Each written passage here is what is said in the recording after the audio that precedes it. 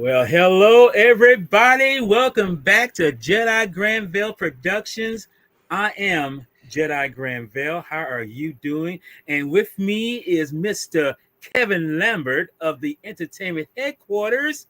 How are you doing today, sir? I'm feeling good. I'm champion, as they would say in the UK, and I'm ready to talk some mysteries. Okay, and we're about to get in because this is what we're going to be discussing on another ambient episode of Takasasu Corner.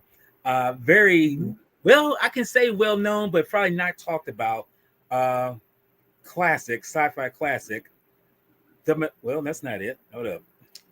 No, That is it. But that is it. No, hold up. Oh, that's not. Hold up. What the world? How did it? No, I was supposed to get this. This is what I was supposed to show. Yes. That's what that looks like it. Definitely. Yes, that's Jedi Granville. Wow, that was interesting. Okay. As you can see, anything happens and everything can happen when you're live, baby. Exactly. But that's what we're going to be discussing. The Takusasu classic, The Mysterians, which was released in 1957 and directed by Ishiro Honda. And I must say, this is actually the first time this studio would use this particular type of brand of filmmaking, which is why I'm wearing this shirt, because this is a very nice shirt. Comfortable too. And before we go any further, go ahead. I was going to say, for them that don't know, why don't you talk a little bit about Toho Scope and what it meant? Well, Toho Scope is nothing more than their own brand as far as it goes. You know, I mean, at the time, you know, widescreen pictures that were filmed in 2.35 ratio scope were expanding in the theaters. You know, I mean, they had like a CinemaScope. They had different variations of this, and CinemaScope in the United States was very big. You know, it was basically 20th Century Fox example of saying we're expanding the world, and this is what we got. We got CinemaScope. So Toho, it's a bit like where, you know, like now people talk about IMAX. Yes. And then before IMAX, you had like 3D, and like if you had a film, they would say, "Right, come see Avatar in IMAX." See, well, exactly. I mean, it was a fad or something like that. It's there, but the thing about this is that, like so many fads, they will eventually fade out. But they took this to where it's like, okay, we're journeying into something where, okay, we've been focusing mostly on a 1.85 ratio or even 1.33 ratio with the film. I mean, and true enough, you still get the full effect, but you want to expand your horizon. So when Toho Scope came around, they decided to say, well, let's give a picture that's really going to show or showcase this kind of, you know, picture ratio. So this film here, which is The Mysterians, was the first brand or film to really introduce this.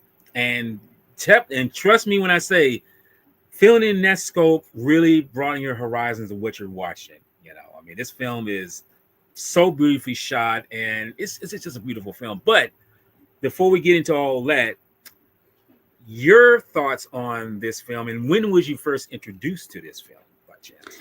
Well, I think you very, much know. I've heard about the Mysterians.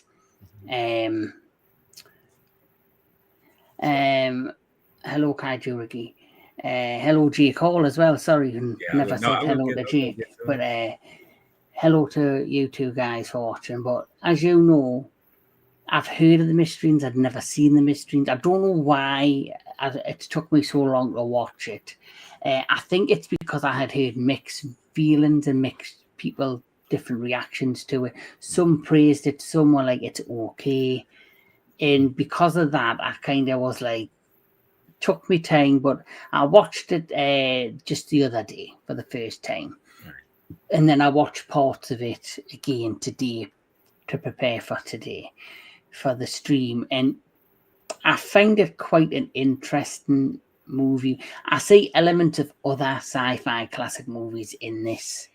Obviously, it's tokusatsu, so it's got that feel. It's got that whole ambient of like the 1950s and the 60s and 70s, that classic sci-fi feel. Because as you know, during the time period of this particular era, it was the era of wacky sci-fi, like, just like 1954 or just prior to 1954 with the Beast of Thousand Fathoms, and then Godzilla, you had the crazy kaiju era, the giant monster era. Every country, every movie studio were trying to capture on the feel and, of the giant monster film genre. And then we got into like the likes of the War of the Worlds and, stuff of that nature. And it basically the crazy sci-fi era began. And there's some classics out there, and obviously like the Time Machine, all of this kind of crazy stuff. And don't forget about Tarantula, what we discussed a while back. Yes, Tarantula was during that time. But like going away from like the kaiju kind of stuff, it was also the era of like just genuine crazy sci-fi. And this film captures all of that in abundance. It's got aliens, it's got a giant bloody crazy robot, Mogira, who, as we all know, does make later appearances in the kaiju genre in Godzilla series, but this was his debut. Yes. And like I say, I had never seen the original Mogira in action. And I'm not gonna lie, I was kind of disappointed because I felt as if he was wasted in this. Okay, and that's understandable. But overall, it's what you expect. It's just a wacky, crazy, fun sci-fi film.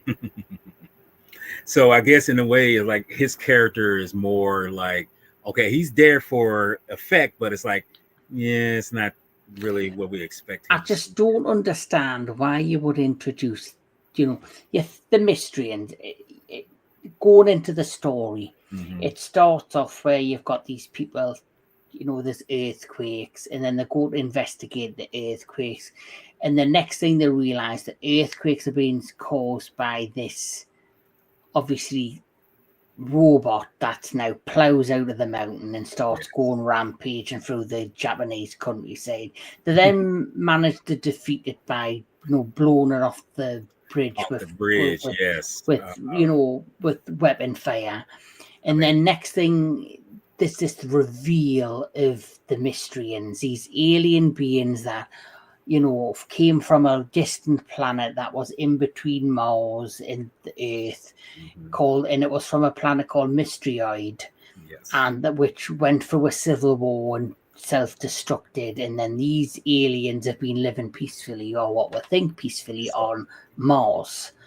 And now they've made their way to Earth because they want to basically claim some land and marry women to try and repopulate the Mystrian race. But obviously, we'll go into it as the plot progresses. It gets deeper. But then I think once you introduce Mogira, it's a great setup having this giant robot. But then you don't really see anything of him later on. It's like a cat and mouse game between the human race and the Mystrians trying to outsmart each other while the Mystrians are trying to conquer the Earth. And, so I just felt as if with Mogira, you have a great first appearance, introduction to this amazing character, and then nothing else materializes with him till near the end, where you just see him pop out of the ground for 1 second, which what was the point? Because he gets his head, he gets decapitated in some sense. I'm like, what? It's like, that's it? And it was quick and painless, it's like, that's unreal. But I just felt I was a bit disappointed after, especially don't forget my first introduction with Mogira was in the Godzilla series. Yes. With the space Godzilla. Yes, like obviously that Mogira was not just a robot, it was a spaceship, it was like an armored, tank. And I thought, oh my God, love the idea of Mogira, this mobile kind of robotic spaceship / robot. And then we get his introduction in the Mystery, and I just feel as if it was, I think, because we're also still in the era of crazy kaiju films, they had to have some sort of, instead of having a giant alien monster, they introduced it to an alien robot. But then I think they tried to steer a bit away from that and focus more on the sci-fi in the plot, the alien element.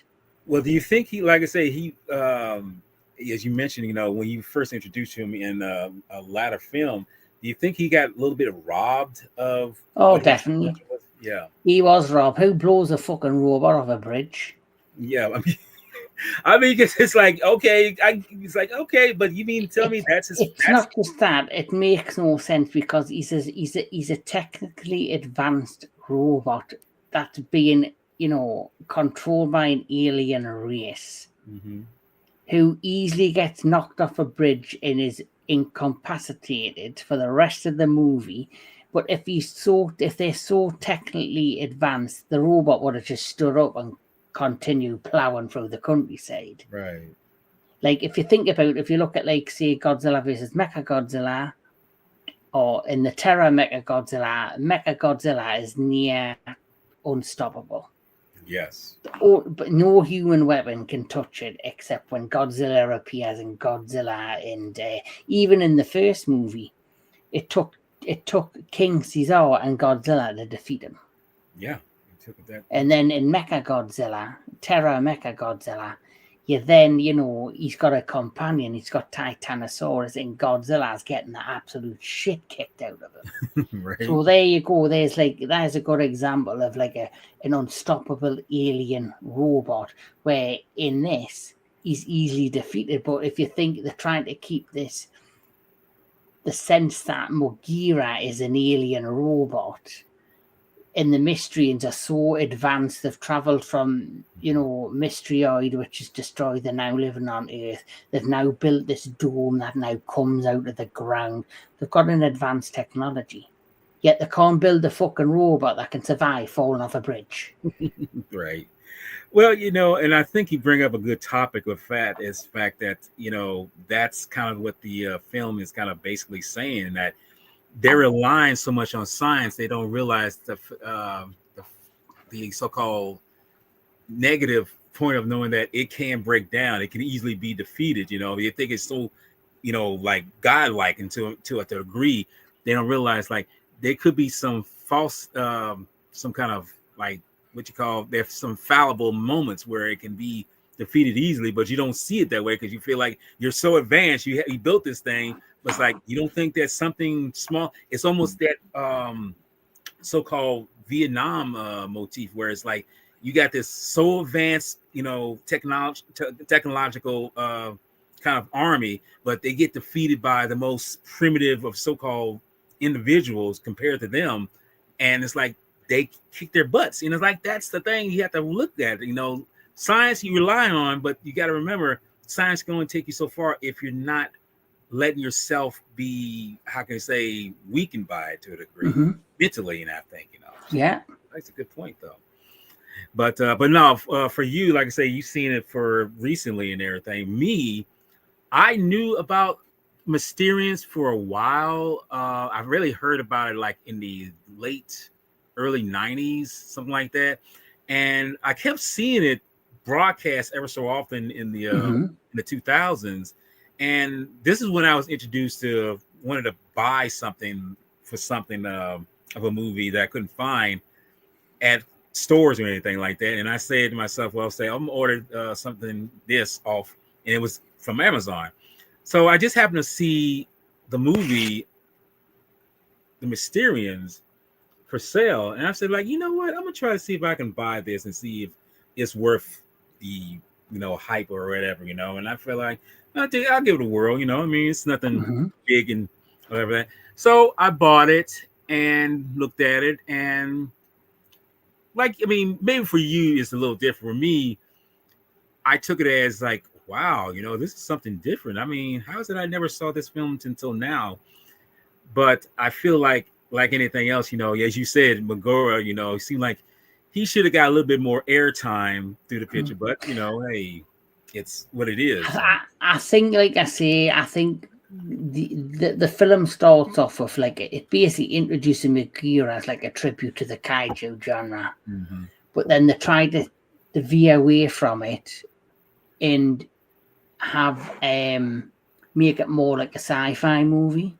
Right. And stick with just the alien invasion plot.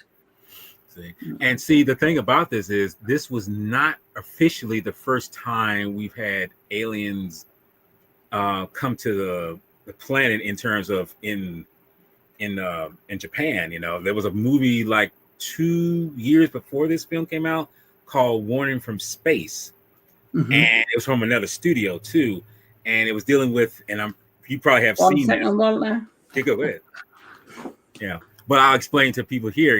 It's a little film that's called Warning from Space, which involved the infamous starfish aliens. If anyone's watching and have seen this film, it's it's a very interesting film where starfish, you think they're invading Earth, but not to a degree. They're not invading Earth to try to not to. How can I say to destroy it? They're there to rescue it, which is crazy. Sorry, Walter. Cat problems. Brother, we all got problems. Don't feel exempt. We all suffer. But no, if you've ever seen this film, Warning from Space, it deals with starfish aliens, and all right. And unlike these pig villain Mysterians, they're not trying to. And let me see. Yes, yeah. I mean, yeah. See, that's what I'm saying. I don't think this is another one I haven't seen. Warning from Space. Yes, Warning from Space is dealing with the starfish-shaped aliens, but they can transform themselves into human beings. Human avatars. So, but if you ever had to mention Avatar, didn't you? Well, I didn't mean it to mention that film because that's not, because literally you know what? It's a different type of Avatar. I put it like that, but yet it's the same. Yeah, sorry. Yeah. But if you ever do watch the film, it's not so bad. It's just showing the aggressiveness of an alien species trying to rescue Earth from a doom encounter of a meteor or some type of another planetoid that's going to crash in and destroy Earth, basically.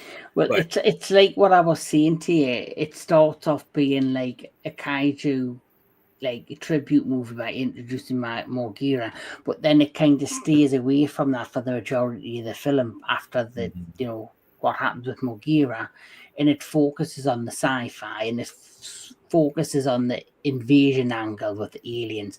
So like you had Battle in Outer Space, you had War of the Worlds, you had Target Earth. I don't know if you've heard of that. Plan 9 from Outer Space. You had all of these classic 1950s and 60s and 70s films that weren't kaiju based, they were sci-fi based. They were based on alien invasions. And because, like I said before, Toho were trying to, like every studio, there will always be a studio, if they bring out a film that's a success, another studio will try to make a similar film to capture the success of that one.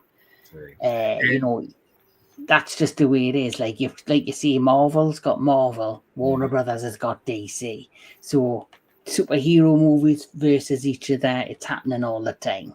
Someone's trying to basically capitalize on their own terms from copying someone else because that's a tradition. Well, if say for example, like, if a movie's a smash hit, makes millions of dollars, a studio goes, right, we need a film like that one, but not that one, but like that one to make us $1 million.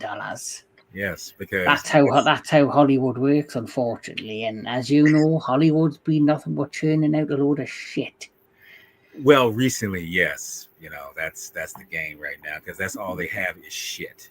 pure shit, and it's still giving us shit.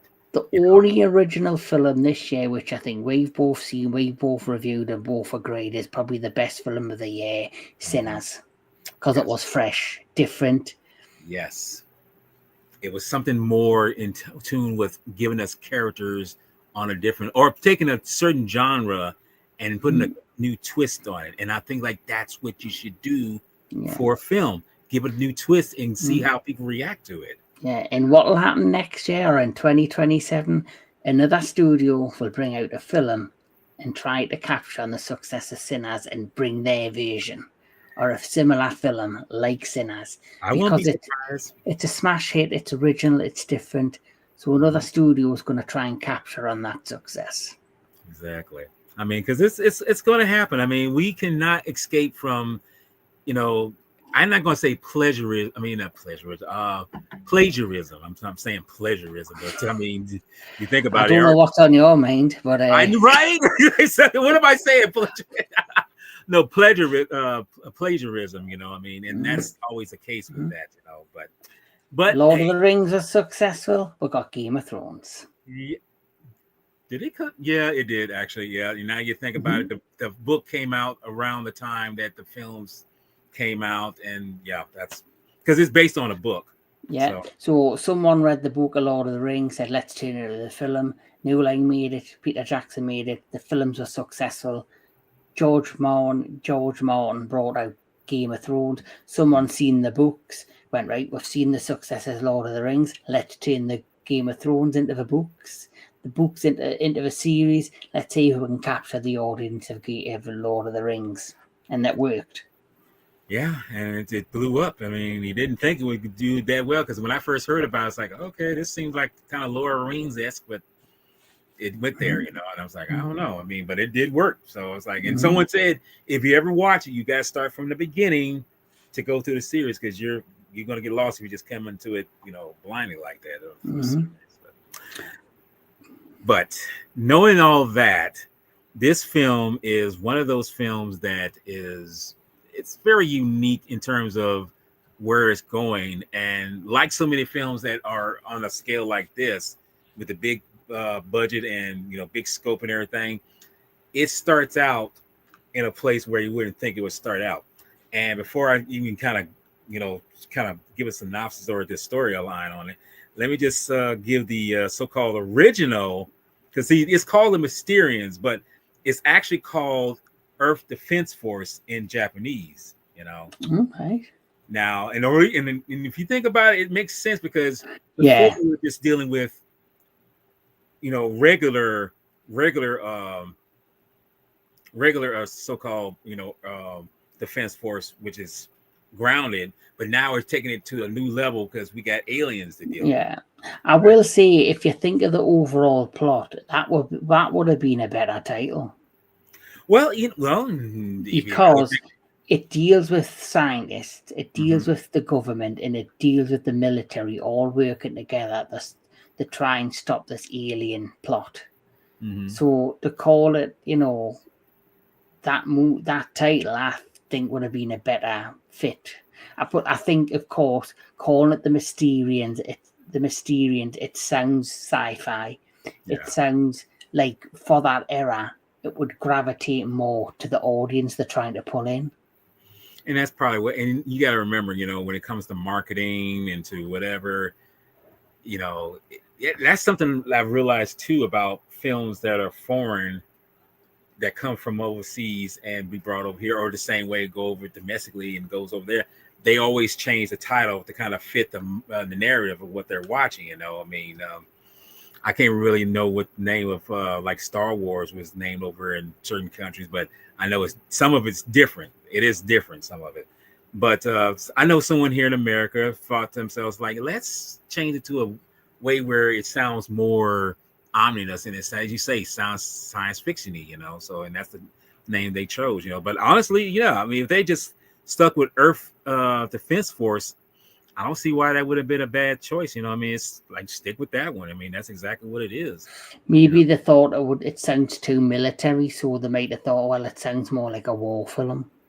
Well, we got to remember this, in a sense, is kind of a war film because you see all the military might that's in this particular piece. I mean, this, like I say, and you got to realize this has real military people involved in the scenes that you see there filmed together, and everything. So it's a lot of that, there, and I appreciate Mr. Honda's dedication to say put realism into something that's imaginary and everything. And I think directors like him really take it to the step of putting those kind of performances in something that they know that's unreal, but give it that more tangible feeling that, oh, this could be real. This could actually happen.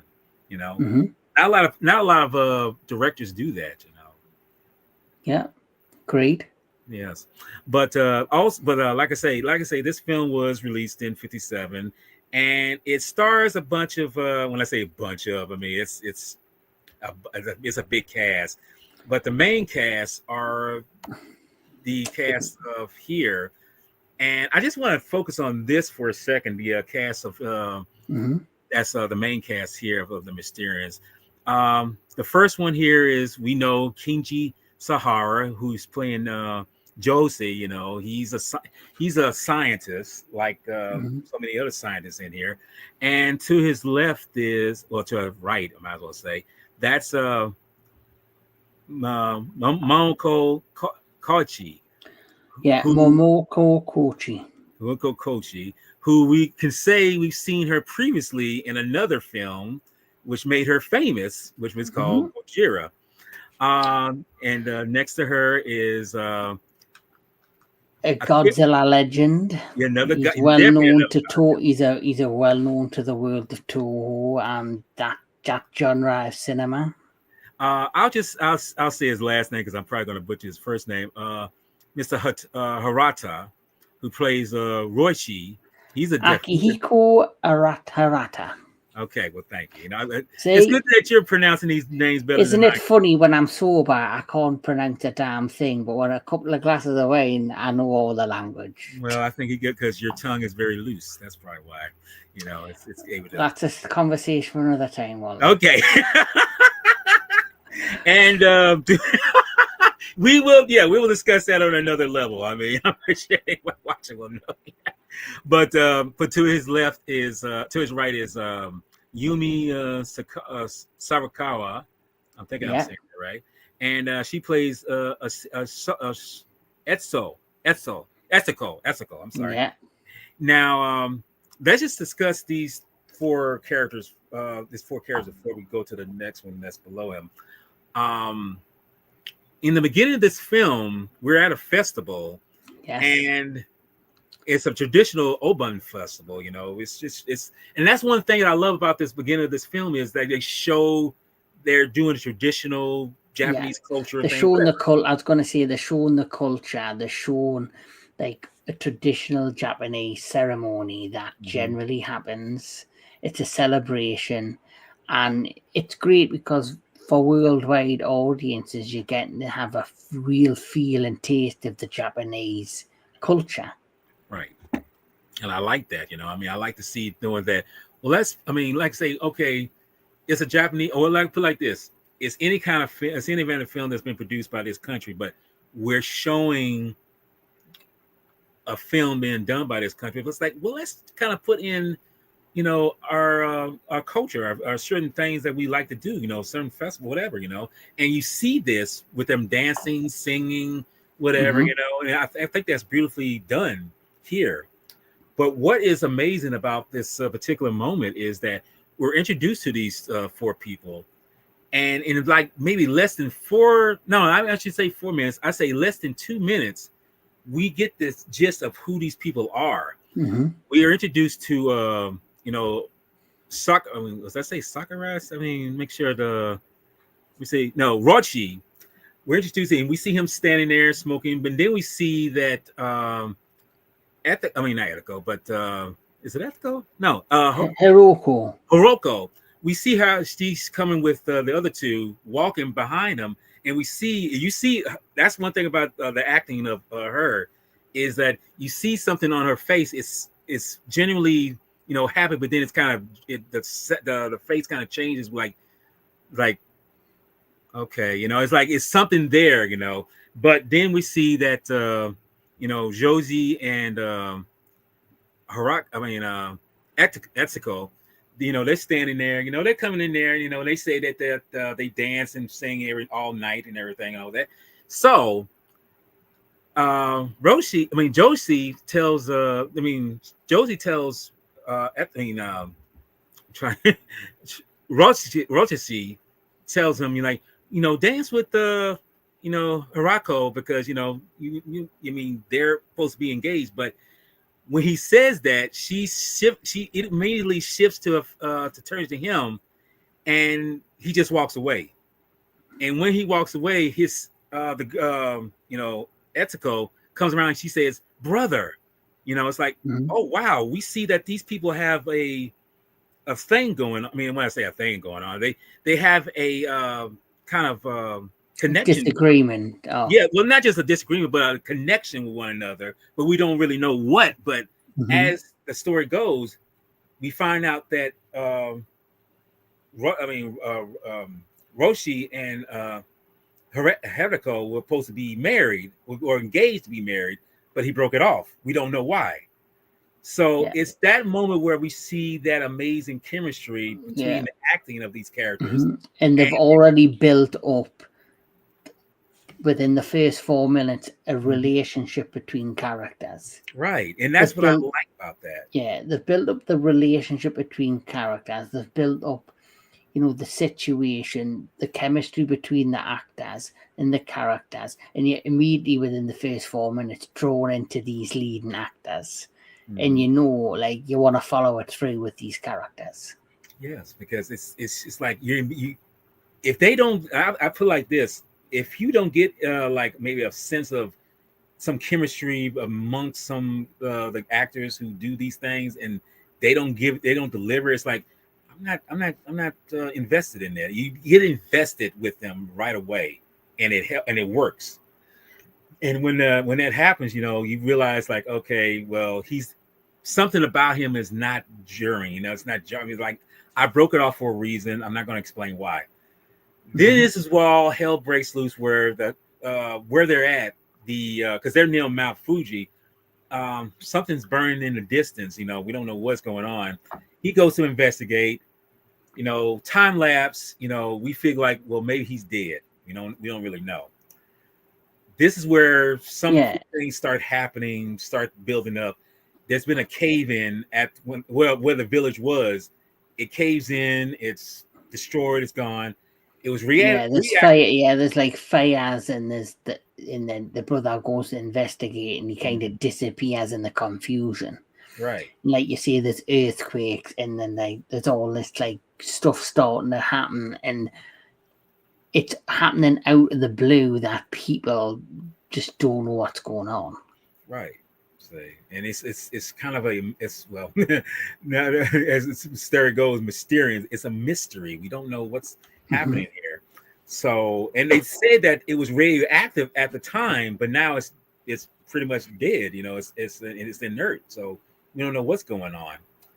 So while the doctor Josie is investigating, you know, of the surroundings, we get introduced, as we mentioned before, Mr. Magora, who comes out of nowhere, coming out of the side of the mountain, and we like, okay, that's an interesting interest for a kaiju. You know, we've seen different interests for kaijus before, but I mean, that's a different take, just coming out the side of a mountain. Nothing like Buckaroo Banzai zipping through a mountain. You know, there's some Yeah, but, it's like I think a similar kaiju that did come out of the mountain. We actually did the review last week. Yongari came out of the side of the mountain. That's right. He did. Yes, that's true. He did. You know. So, but that film came out later, so maybe Mogira's appearance inspired how they introduced with the Yongari. And now that you say that, that was because that film came out in 1967. This one came out in 1957. So that's a 10-year gap there. So that's a good point. So Mogira did something good. Yes, exactly. So before he fell off the fucking bridge. Yeah. Before he came off the bridge and pretty much sacrificed himself from doing what he's doing. But quick note here. This is just some behind the scenes of that moment when he comes into view, and here on the right here we see Mr. Famous, suit actor Haru Nakajima. Yeah.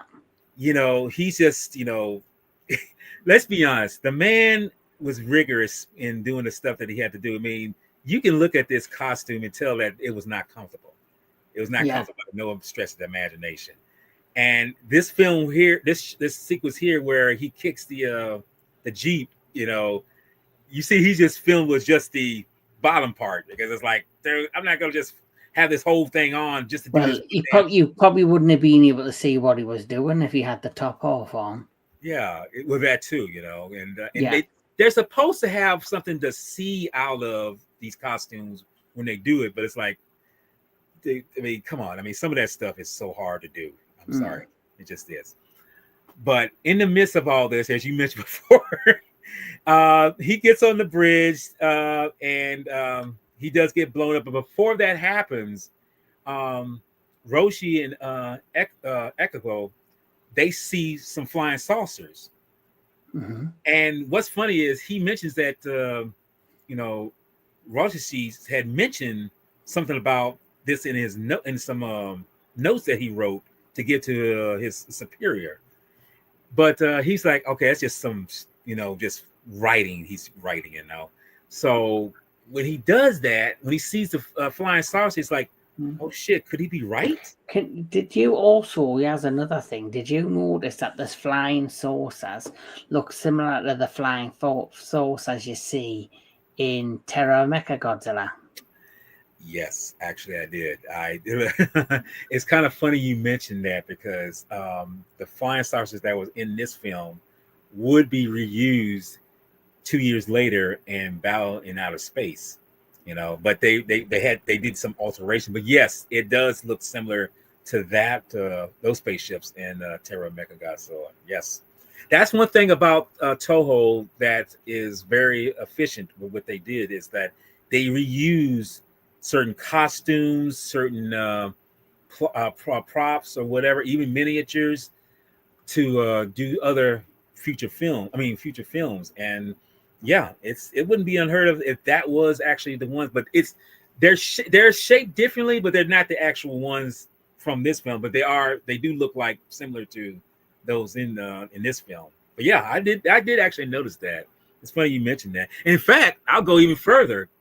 If you ever watch a film called Invasion of the what's it called? Invasion of the Neptune Men. That's what I'm trying to say. Invasion of the Neptune Men. The spaceships in there, I swear, look similar to the ones in this film, which is crazy. Right. And it's from a different studio. Have you ever seen the film? That's what I'm saying. So, but I don't think I've seen that. No. What happened?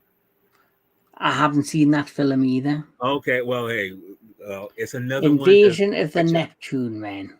Yes. So you're bringing all these different films I ain't seen, so you know what that means. We're going to have to fucking cover them on your channel. Well, it's basically sci-fi. It doesn't have no kaiju whatsoever, but it has some great destruction moments in there. But I'll let you see it on your own time. But basically, yes, like I say, they reuse props, but sometimes they kind of redesign them for future projects. Yeah. But no, get back to the story though. I mean, we find out that he's seen this, and like you say, the Megara gets taken out in the most. I mean, because look, during the time he's striking up terror across the countryside by blowing up, tanks, different things, and this is just some behind the scenes of that moment where he gets towards the bridge and they blow it up and whatever. And I just found it strange how it's a sci-fi movie. These are meant to be a technically advanced race, which they brag about later on in the movie, how their science is advanced more advanced than ours.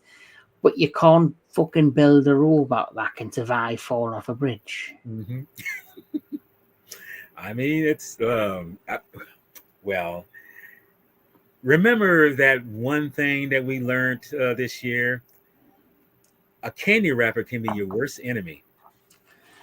Like, imagine if they made this film now and you're seeing this, it would be the candy wrapper scene all over again. I mean, because that's the thing. It's like a candy wrapper took out this particular multi-billion-dollar advanced technological. Really?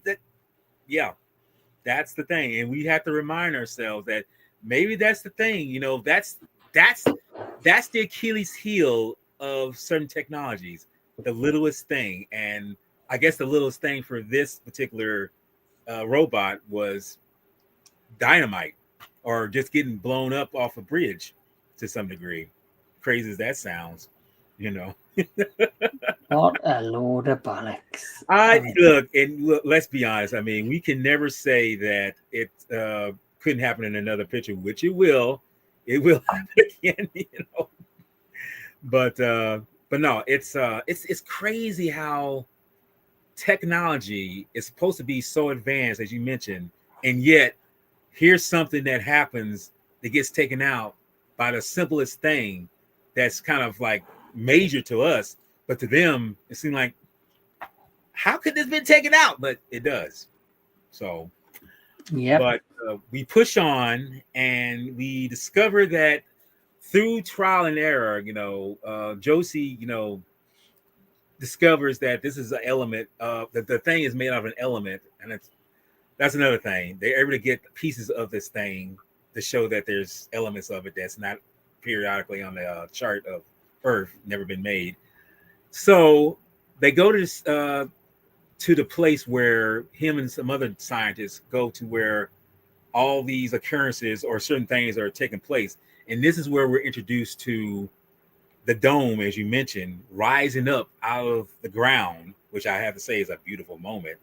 Rising up, and the person says on a loudspeaker, like I say, technology. We won't try to get that, understand why. Says that we want the 5 following people to come in and negotiate. Yes. So that's weird how they're negotiating, but when they get to the inside and start talking, they have already done the things that they asked for. Yes. That's what I mean. The like saying, right, we want to negotiate, but it's basically a ploy. Basically it's an invasion. Mm-hmm. And it's a ploy to say, right, if you basically, it's a ploy, but it's also not just a ploy, it's a way of them to stall time so they can continue to advance the invasion. So this whole point reminds me of, like, say, Invasions of the Astro Monsters, where the people from Planet X are saying, right, we need Godzilla, we need Rodan, can you bring them to our planet so we then can use them to defeat King Ghidorah to save our planet? But they had already been on the Earth prior to that event happening. They were already under the oceans in the spaceships. They were already plotting things in advance.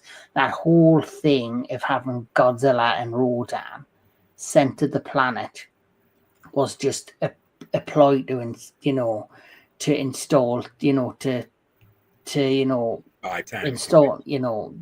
thingy, the time, to install time. Because let's face it, they could have easily took over Rodan and Godzilla at any time. Yeah, it's like why the so-called song and dance routine? Yeah, and basically during this meeting they say, right, there's 2 things what we want: this little bit of land, because the radiation, because of the fallout of the destruction of our planet, it's affected with DNA. We need to introduce, our children are being born with deformities. Yes. So we want to, be able to have permission to marry your women. They've already, though, taken 3 of the 5 original women that they had their eyes on. I'm like, so they've already done it.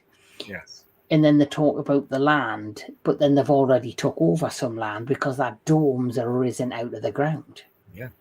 So they're saying they want to ask for permission, but they're technically just doing it anyway. Yes. And the person that's doing it is the Mysterian, commander, basically. And he's played by Mr. Make sure I'm getting his name right. Where is his name here? No, that's not him. Where's his name? Let's have a look. Let's have a look because I'm looking as well. Okay. Amanda Tsukamoto. Yes, Yoshi. Yoshi. Yes, Yoshi.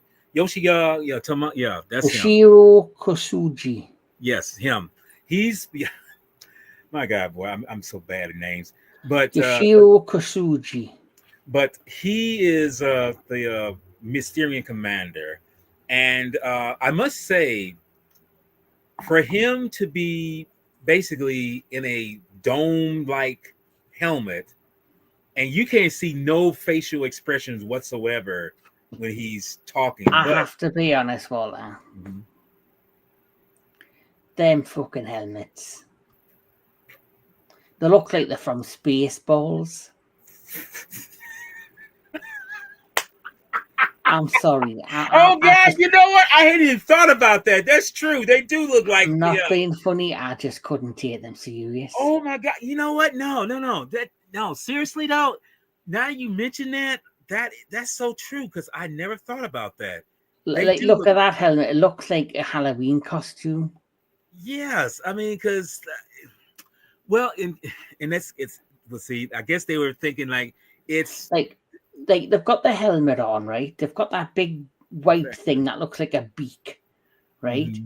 And then you've got the visor bit. They look like discounted Power Rangers with fucking Dracula clothes on them. I could see that though. I don't understand. I've never understood that bit. They invite the scientists into the dome, and they give them these capes, and there's this scene where there's 3 or 4 of them walking in the line, and they look like they're auditioning for a new Dracula movie. Yeah, that's. I had the second you said Spaceballs. Look at him, look at the facial expression on him on the end. Yes, in the cloak. He's just like, I want to drink your blood. I hadn't even thought about that. But seriously, when you said Spaceballs, I was kind of like, holy shit, that's right. This does look like Spaceballs. I didn't think about that. I mean, I wonder, now you say that, I wonder if that's what inspired Mel Brooks. What the fuck am I saying? Mel Brooks to make the helmets for Spaceballs. That's actually, yeah. That'd be too fun. That'd be too on the nose if that was this inspiration. That's what they got that from. That's crazy. I forgot about that. Oh my Lord, I'm okay. Okay, get back to the seriousness of it. But yes, you you realize the actor is doing his best to perform without facial expression. He did a little bit better job in Invasion of Asteroids when he was playing the Exilian commander. Mm-hmm. But you can see his mouth moving, so that's a different story. But here, even that, he's more terrifying. When you can see, yeah, because you just see that, and you see, yeah, and he's more robotic. In a way, because he is more machine than man in Asteroids. Mm-hmm. They're more computerized. Isn't it funny that they picked the same actor that played the commander of 2 alien invaders? Well, the thing about this is, and here's a little anecdote that you may not know about the actor who's playing him. He believes in aliens. He even said that when he saw Close Encounters of the Third Kind, he says, like, I feel that aliens are real. I feel that he was more inspired by that. I believe we cannot be the only beings in the galaxy. Yes. I do think there is something out there, but I just think at the minute there's too far a distance for it to meet. But one day, if we don't blow ourselves the fuck up, the human race, we'll get to meet them one day. That's my belief. Yeah. But none of us will be like the people that freaking Mysterion and blow ourselves up. No, now I fucking look the way the world's going.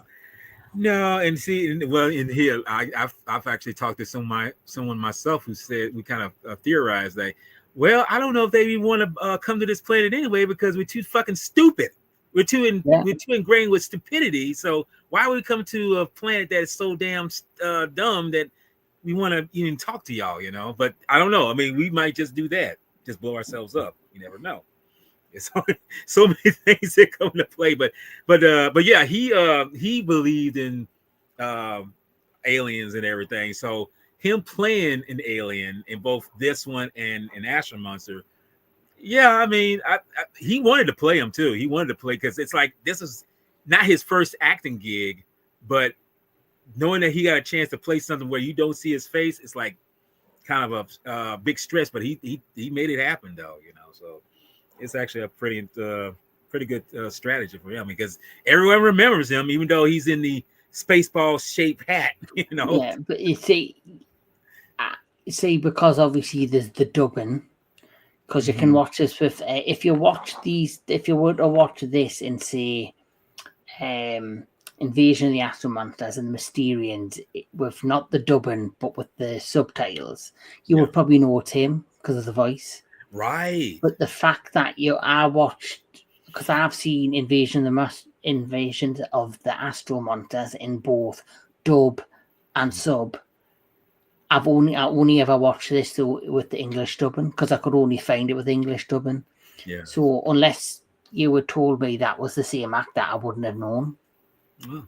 And see, here's the thing. This is what's so good about this film, which I appreciate, is that they took the time to do the sound mixing on this because when you hear him speaking, it's got a kind of a guttural kind of reverberation in it. When he speaks, you can hear some kind of echo or something that's chanting in the back as he's speaking. It's almost like some guttural response in his vocal cords. So, and did they do that in the subtitled version? Let me see. Did they? No, they didn't. They didn't. All right. No, they didn't do that. No, I don't think they look.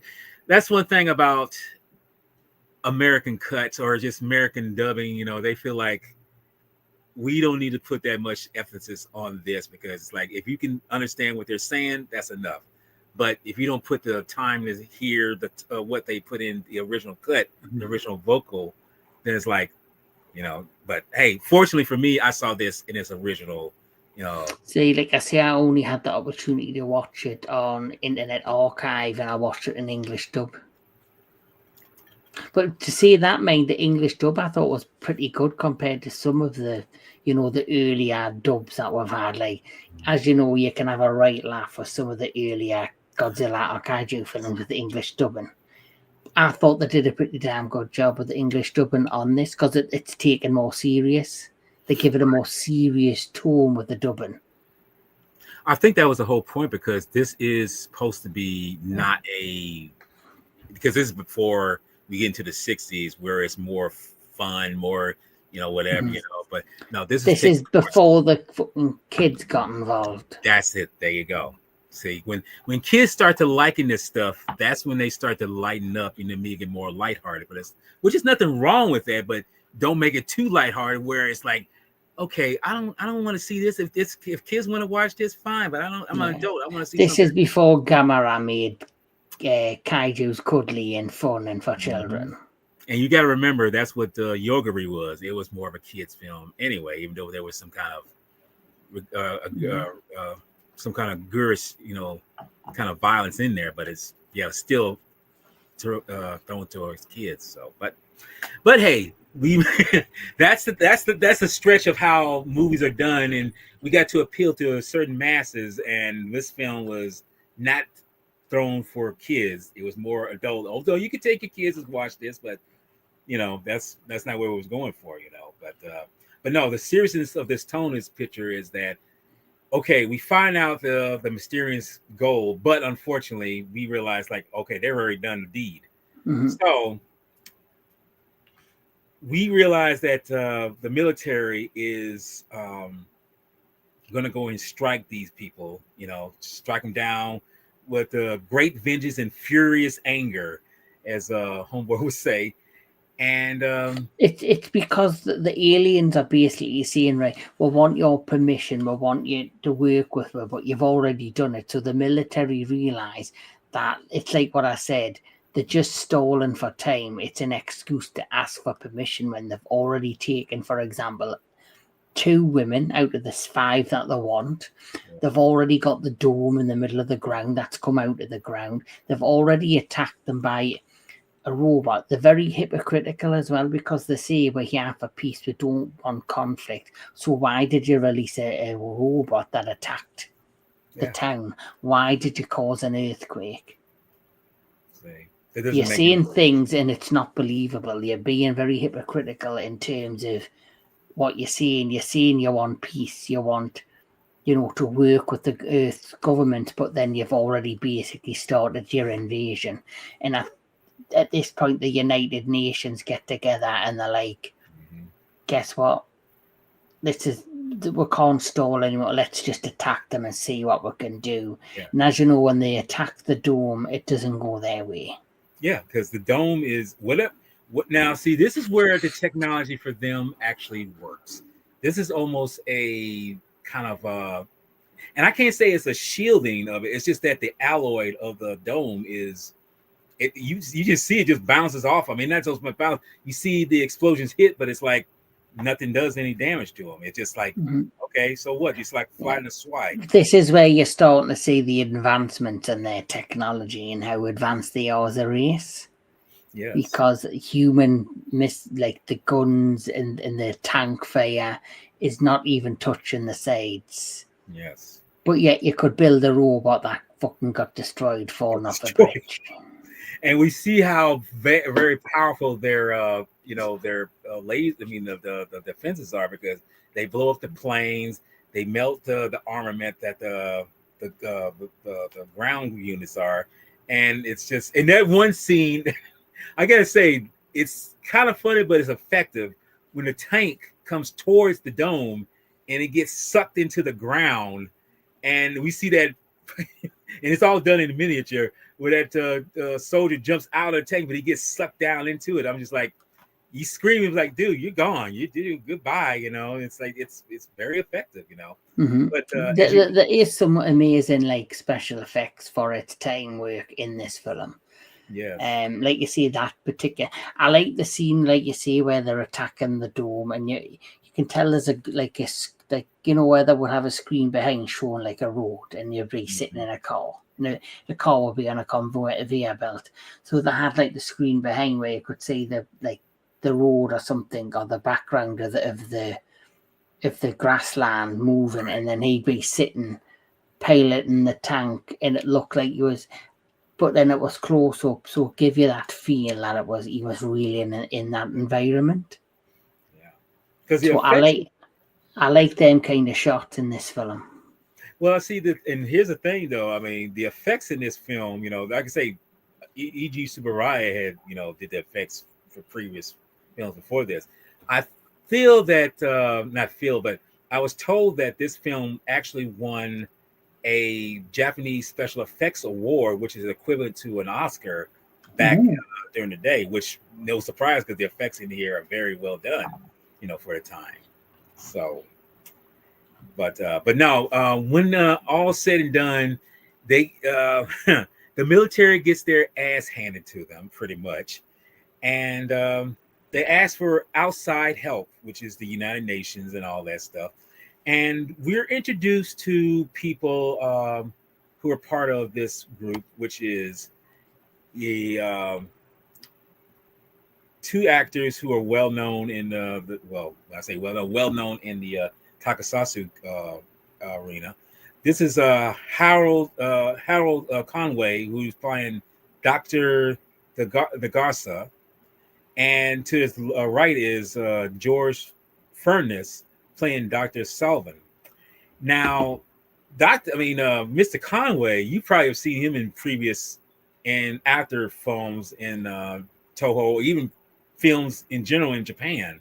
He was very. I do recognize his face. Yes, if you ever see, like I say, he's been in. I think he was in. In fact, he was in Battle in Outer Space 2 years later, and some other films. Now, Mister Furnace, I don't know if I've seen him in anything else. I think this is the only film I've seen him in, Japanese wise. But no, Mr. Conway, he's been in many films, this and after, and so he's, like I say, he's well known in the field of science, Japanese science fiction for sure. But these gentlemen are called, these two scientists are called in to kind of discuss a strategy to say what needs to be done in terms of defeating the Mysterians. And there's a moment where, and we see it earlier, where Roshi, tells Josie that you're a scientist, tell the military to not attack the Mysterians, just don't do it. They just want certain things, even though they've already taken some women and already gathered the land that they have, So it's kind of funny. He talks to him through television, which is kind of weird that the technology we use now that was done then, that's just the pretend. We're actually doing now, where we actually kind of, in a way, talk through televisions to a degree.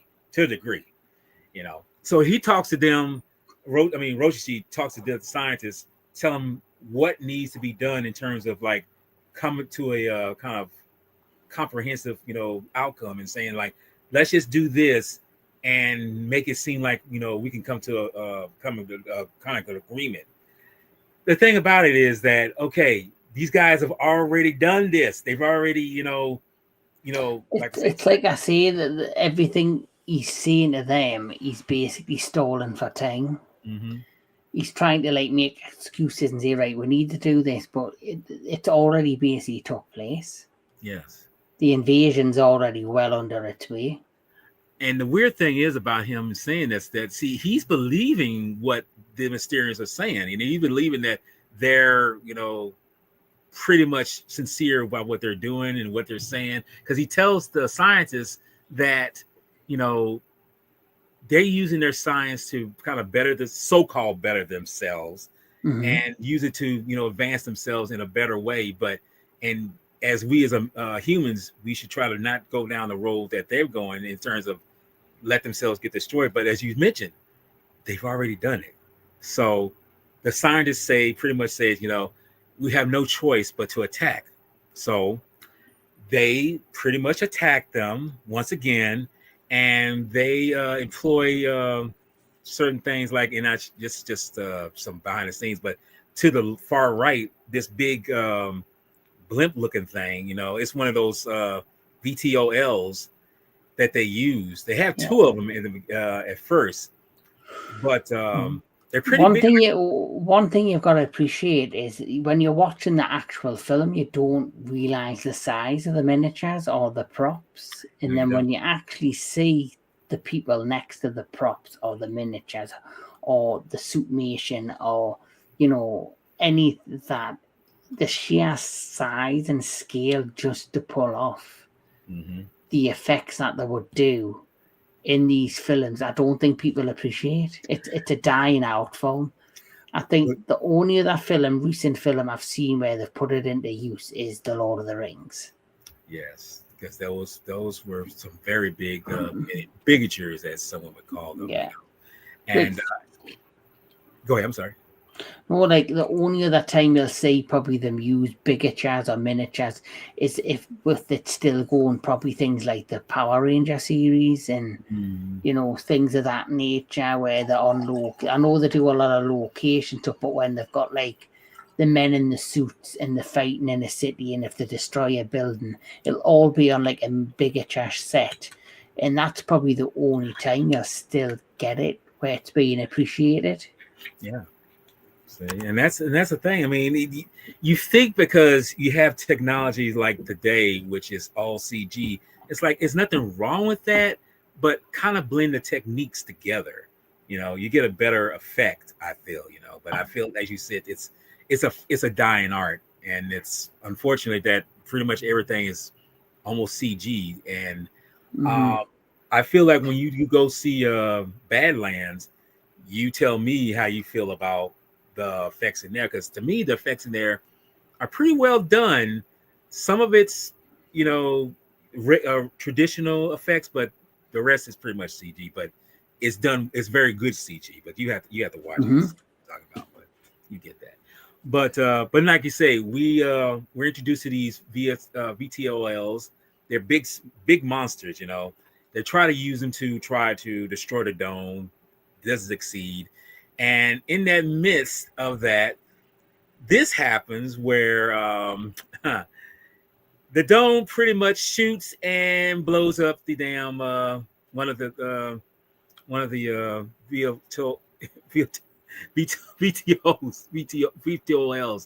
And I gotta say, and you say, try to imagine, it's I'm not sure how big the things are in the movie, but they're pretty big. There's like maybe 200, 300 feet long, something like that. And, you know, they're pretty big.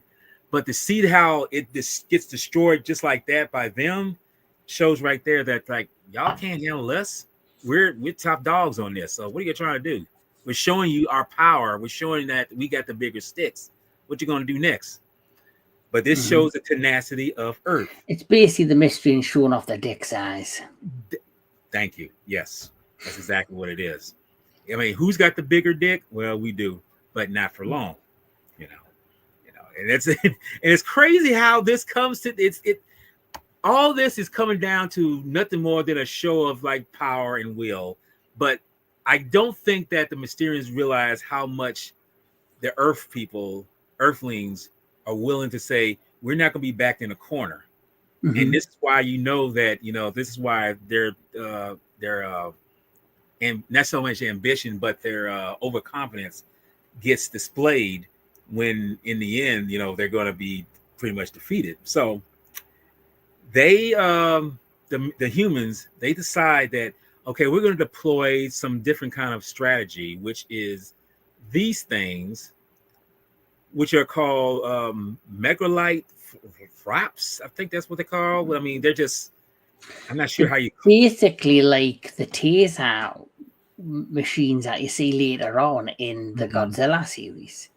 Yes, but these things are huge. These things are huge, but like what I like about how they've got like these little tanks on each of the legs. Yes.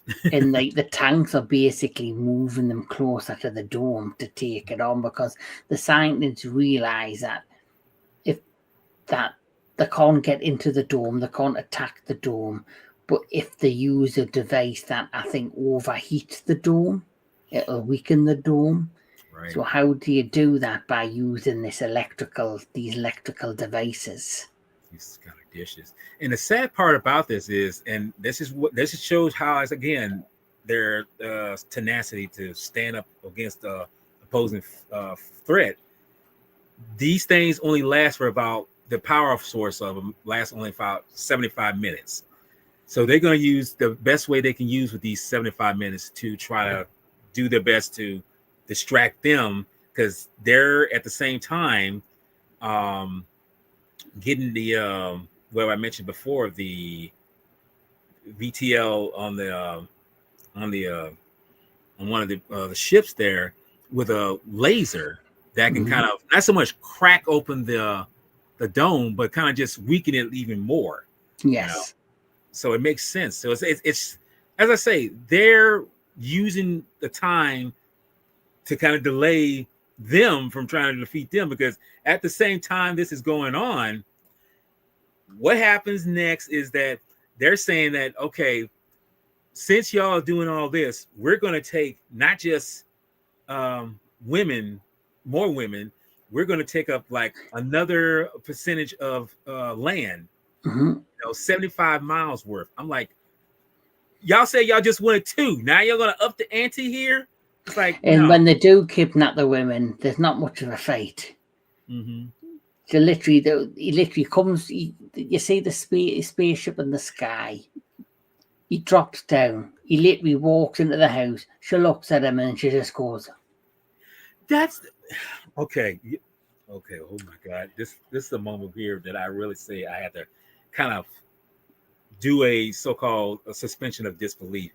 You mean to tell me you're not going to scream your head off when you see somebody like that come into your room, invading your room, and what thing is me, the actress who gets kidnapped, where she's like, remember when she first seen Godzilla? Yes, she was like, the look of terror on her face in just the sheer performance, like. So I guess here when a guy, but yeah, there's none of that kind of performance. And this is kind of what makes. These are me negatives. It's like some of it's unbelievable. Like it's like, so known she's a well-known actress within the world of Toho. right? You put off that amazing performance. Like everybody, if you talk about Godzilla 1954, whenever they show like a clip of it on any like documentary or television, they'll always show the scene of him coming over the hill, his head, and her screaming at the prop. Iconic scene. Mm-hmm. So she's went from that to just going. Just like it's like she gives no. I mean, the character. I mean, either the actress or the character she's playing. It's just like not giving. I don't blame her. I blame the direction of the character because she's just following the script. Right.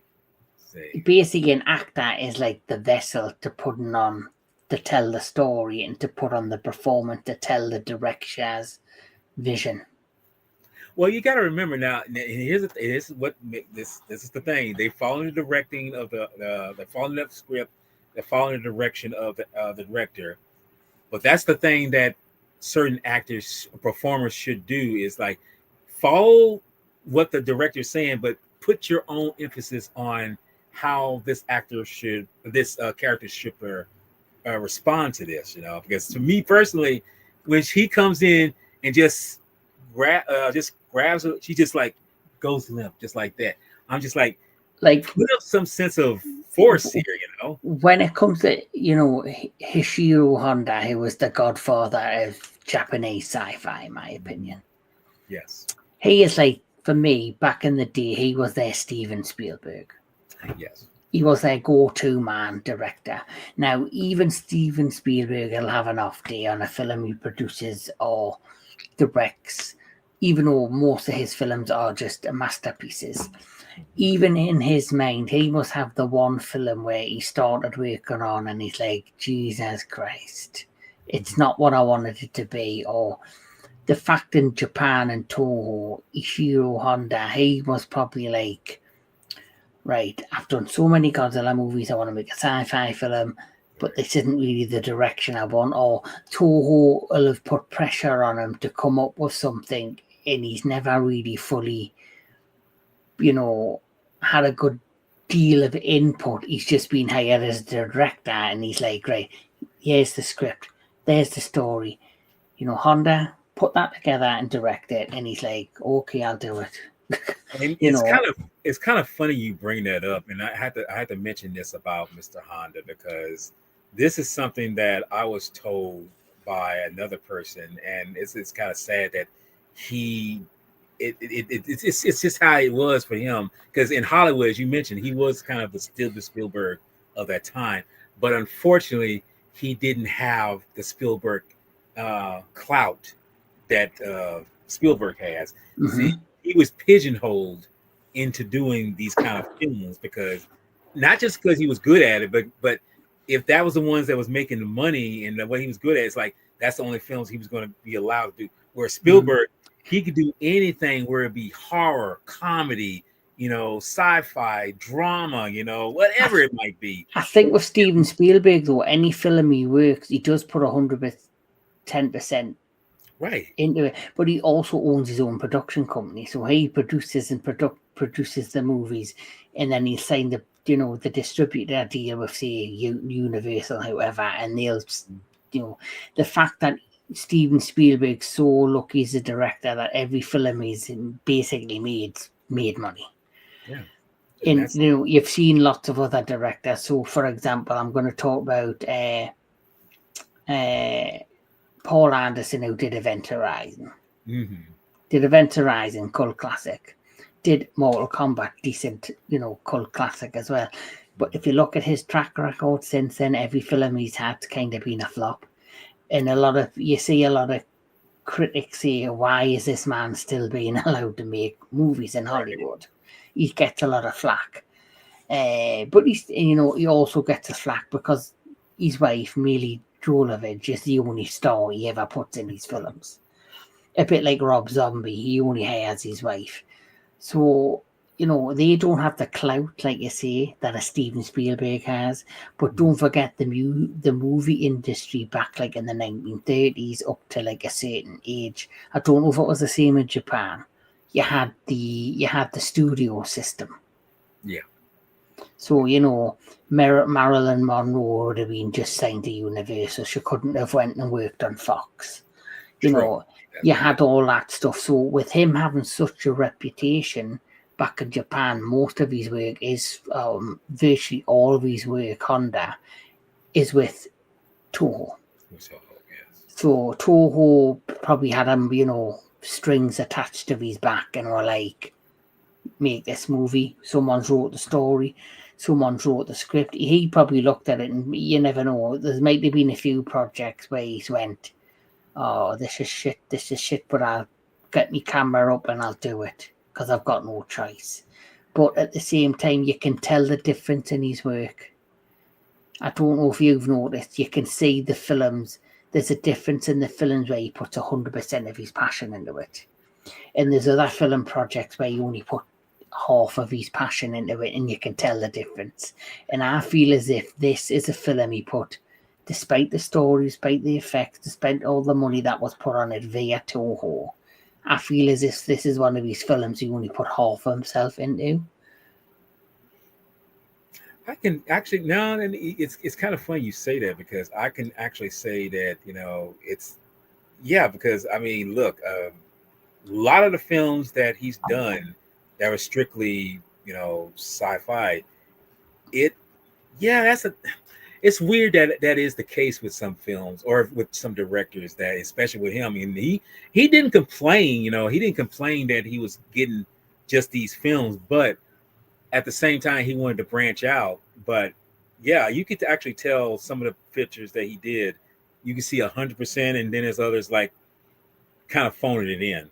It's kind of sad that it is like that, but I guess he had to do what he had to do, not because of work, but because of the passion of being a director and people seeing that he is somebody who is going to do the best he can with what he's been given.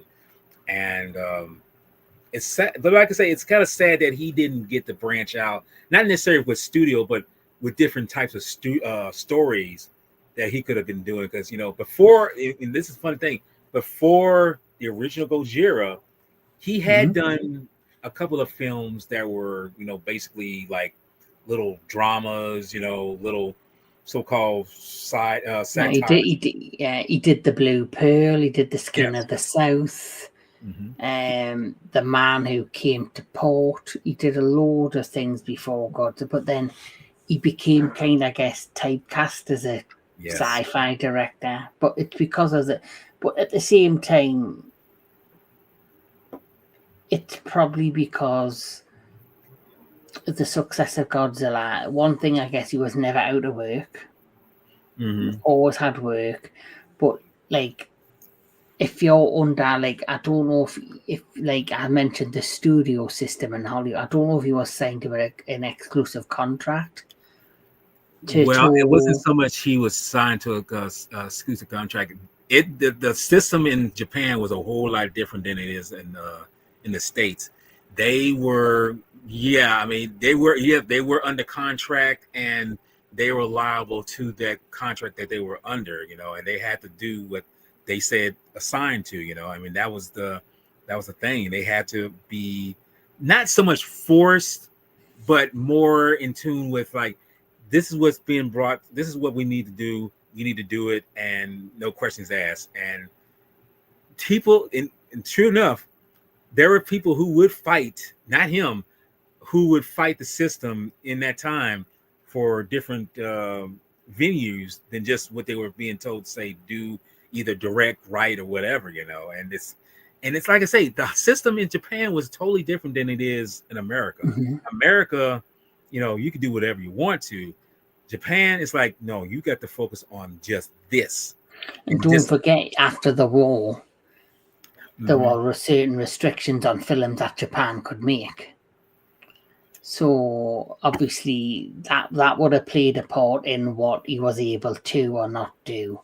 But going back to where I feel as if he shows his passion in certain films and other, one of your all-time favorite sci-fi films, Matango. Yes. That for me is a much darker, grittier film than this. I feel this for me has a lot of flaws.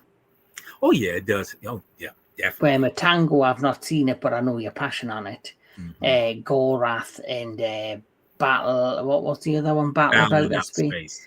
That for me is a stronger film than this. Okay. And it's weird you say that, because that one definitely doesn't have any kaiju whatsoever, but it does have a strong feel of how nations come together and they fight off. But it's the overall story. It doesn't have to have kaiju involved. It's basically him being just a fun, passionate director who, like you say, he was typecast as a certain director after Godzilla in 1954, and he basically kind of probably had a lot of pressure to stick with that genre. Yes, it's kind of sad that he was. Because like I say, I know for myself, I always thought that, because I was looking at it from a Western viewpoint. I feel like, okay, if a person is good at this, they should stick with just that. But as it turns out, you can't spread your wings and to see how you can really do something. Because I know with like Robert Zemeckis, I think like, oh, he should just stick with certain comedy or sci-fi. But it's like you can't branch out. You can't improve what you can do. And like Spielberg, he definitely has been in every kind of genre since he's a all-rounder. Yeah, Spielberg. You can do horror, you can do sci-fi, you can do comedy, you can do series, you can do drama. See, and to me, and what's weird is Honda got respect, but he didn't get the respect that he deserves in terms of doing his own thing to where he can stretch his legs. Whereas Spielberg got the respect, but he earned the respect because he was able to do something that pretty much blew others out of the water. And it's I'm hoping this year at G-Fest that we're going to in 2020. I hope, because I know for some reason there's been lots of delays for his documentary that was made. Yes, I want to see. But I'm hoping it's going to. Apparently, there's talks it's getting released soon. But I'm hoping that at least at G-Fest going to do a screening of it. If it does, hopefully it's at the Pickwick. If that's the case, and we'll be there. Yes, I would love to see that because, like I say, Miss Linda Miller's in that documentary, so yes, it's good to see her in that. Yes, she mentioned that when I did my interview, and she said she went to his. She goes, she liked doing the documentary, but she goes, when she's seen the edited cut, she went, I look twice my size. It's like they didn't edit this in a good light. Nah. Well, remember, Miss Miller is like, she's a very petite woman. Everyone towers above her, so it's not like it's a big thing, I don't think she's talking about her height. Oh, if you know what I mean. Oh, never mind. I still think, she's a petite woman, so so. Anyway, let's get back to the movie. Yeah, I know. That's what I say. We get back to the synopsis of the movie because we're coming to the tail end of it, and it's an all-out war. Basically, we know that they got the so-called laser rays on one of the VTOLs, and it's shooting lasers and it's shooting them. But at the same time, Joji, he's managed to find a spot where it's a cave that leads inside of the dome So he's able to get in there and surprisingly does some damage to the inside of the dome, but not enough because go ahead. 1 minute, people. He just got to take care of his cat, and you got to do that. Certain things have to, but no, but I can tell the story here. The simple fact is he's doing some damage, blah blah blah, and at the same time, Roshi, comes in because see that moment, where he's shooting up, Joshi shooting up the place, and just as he's about to shoot the guards that catch him, it's like he runs out of power automatically. It's like, okay, plot armor, why not? So that moment where he throws the gun at them, and it's like, it's it's such a trope when you see this. He throws a gun, and he thinks he's going to make contact, and they just easily move out the way. They miss them. So they catch him, they corner him. They're about to do whatever, but Roshi gets him, tells the others, go someone do something, fix up whatever. So he takes them and he leads them out the dome because he was managed to get because he finally realizes that the Mysterians ploy is not legit. It's not genuine. What their actions is not what he thought it was. I'm not being funny, but even that part of the plot was like, wake the fuck up.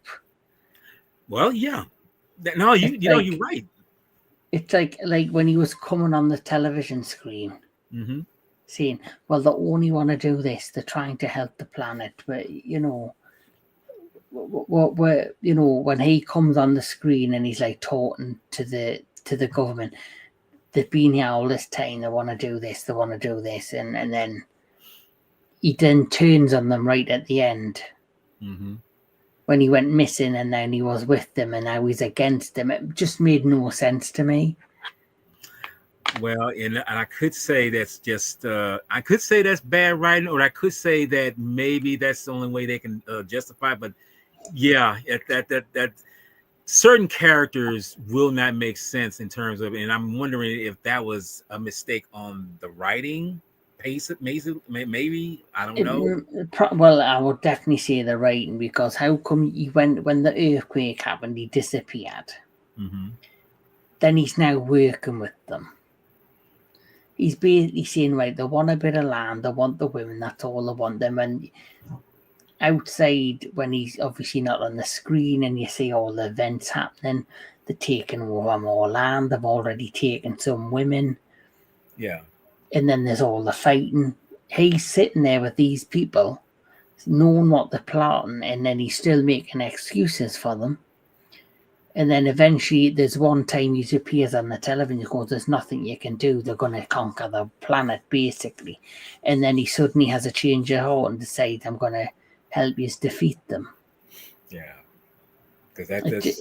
and then you see there's that scene where he gets his sister and that he tells them to leave the cave when they're going to blow, and then you see the explosion happening inside, and you can just hear his voice in the background, and he's apparently walking further and further back into the cave. So he's walking towards the explosions. It's like, you got a death wish, motherfucker. It's like... And it's kind of funny you say this, because it's like, does he even die in this picture? I don't really, because it's left ambiguous if he did or not. I mean, we see him. Is he a fucking Terminator or something? Because he didn't get killed in the fucking fire, didn't get killed in the earthquake. Even Mogira probably didn't step on him. Yeah. Oh, and we've got to talk about, so Mogira falls off a fucking mountain. Oh god. Okay. Never heard of, never mentioned, never seen throughout the course of the movie. Yeah. And then right at the end, as them cannons are like attacking the dome, all of a sudden Mogira, another one, comes out of the ground to attack one of the cannons. There's no like build up, there's no like no intensity, no kind of mystery. There's no build up, there's no explanation. He's just there, and then he gets his head fucking blown off, and it's like, I mean, he pops. I mean, you see, because it knocks the thing, it topples over, and he pops up, and then all of a sudden, slice. It's like, really? That's what I'm like, okay. That makes Like, no you know damn what, sense. it would have been scarier, but probably would have made it more like a kaiju film if there was an army of the Mogiras going around the planet destroying the world, Oh like War of the God. Worlds with the Well, tripods.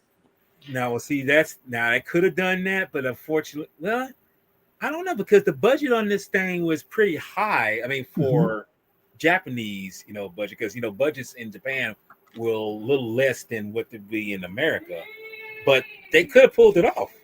I think they could have. I don't know. I don't know why they could have done that. Yeah.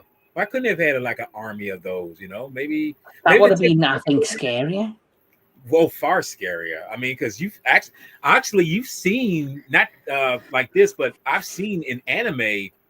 Well, you can do it in anime because I mean you got no restrictions. But I've seen in anime where they had like a lot of, like I say, different armies of this attacking a certain area or whatever, and it's like it's a lot of them. It's like you can do that, but I guess in film you have a restriction because you don't have the materials or necessarily the time to do it. I mean, and see, Japanese, they tend to film their films very fast, very efficiently, but I guess, like I say, maybe they didn't have the money to build the suits.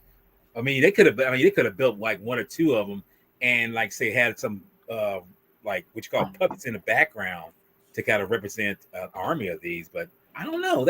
I never thought about that. Now you bring that up. I don't know why they didn't go that route.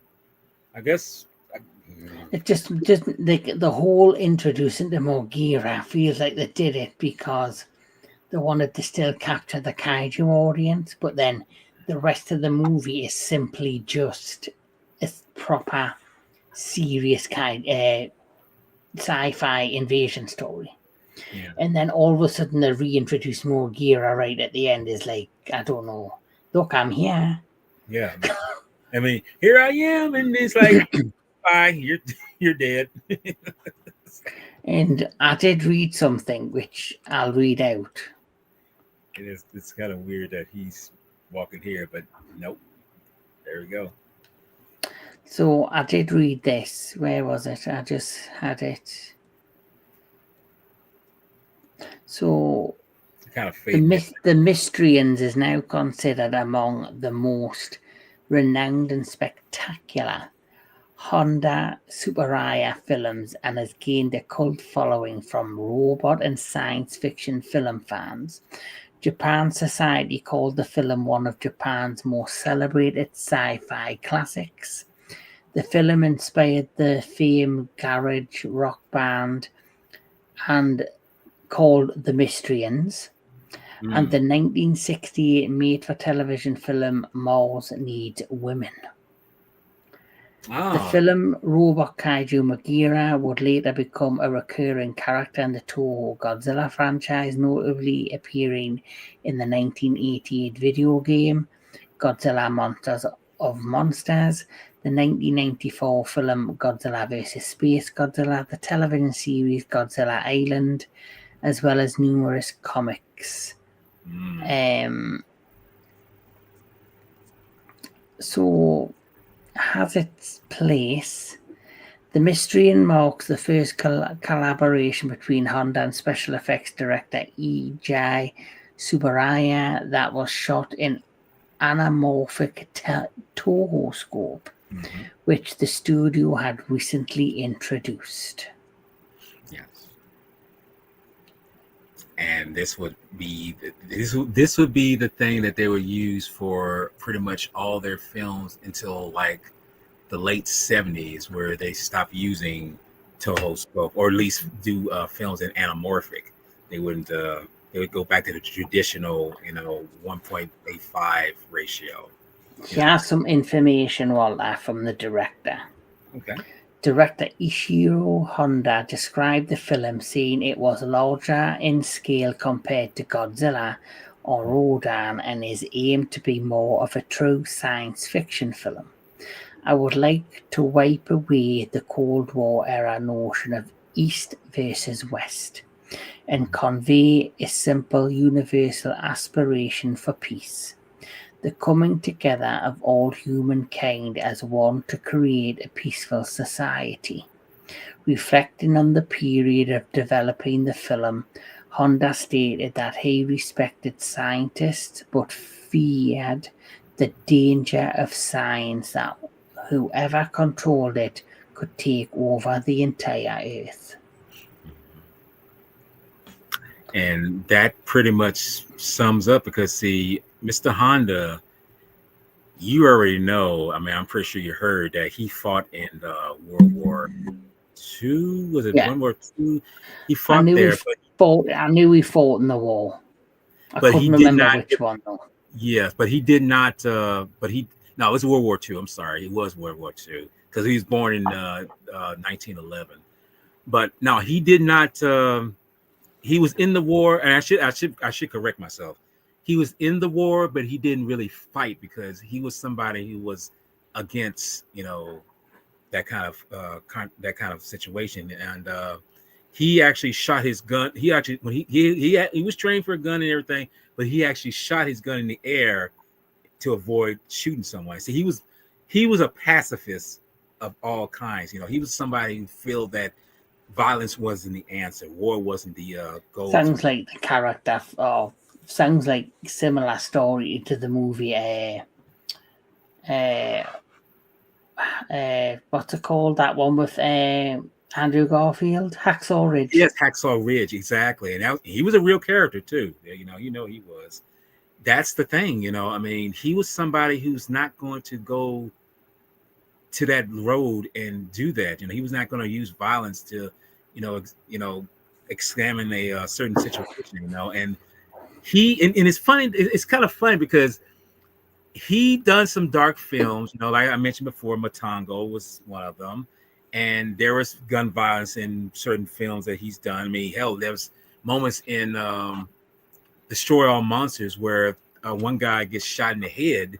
I mean, it's kind of silly, but I mean, it's you still see that, but it's showing that he knows that it's not the right way, but he knows that's kind of the language that so many people use. But you can't avoid it, because it's reality that these things happen. And if you're going to go into any sort of creativeness as an actor, as a director, a book, somebody who writes a book, music, as you know, with music, you have good songs that make you dance, you have songs that make you cry, songs that probably make you angry.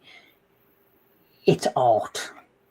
Yes. And when it comes to art, you have to be able to tell real situations. Like movies like Schindler's List is heartbreaking. Yes. It's so dark, but it's for human race to know about history, and for us to move forward and to educate young people, you have to have dark as well as the light content. So Schindler's List was created. It's a very dark, depressing movie, but it's reality. It's human history, and you can't shy away from it. Yeah, I mean, that's the bottom line. So with him doing films, he has to be able to, even though it's not him personally, he wouldn't like to fire a gun. You can't make a movie where maybe someone doesn't shoot a gun. That would probably, to make the story authentic and feel, believable, that have to fire a gun in one of his films, and he probably understood that.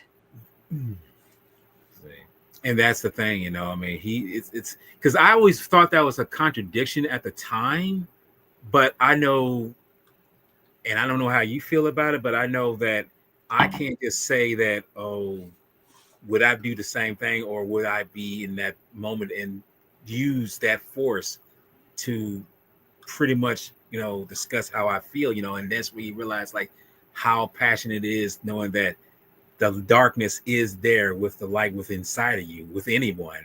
And you can't, like you say, you can't avoid that. How can you avoid that? Yeah, I always say, unless you're in that situation, you'll not know the answer.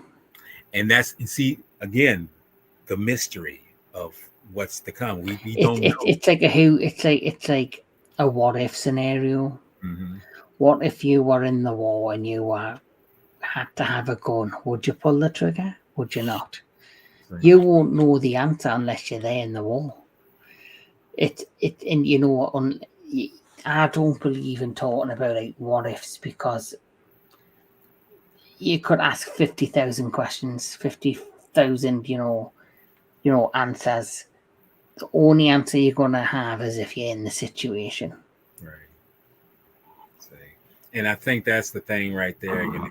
I mean, and this is probably the reason why it's good knowing you don't know what the future holds. You know, no one should, because if you did, you can change it, but it's like you lose your so-called knowing of like there's no some kind of way of living. You know, I mean that's taking away the mystery of what the future holds. You know, you could probably do something way grander, but it's like it's taken away because you already know what's going to happen. That's not living, you know.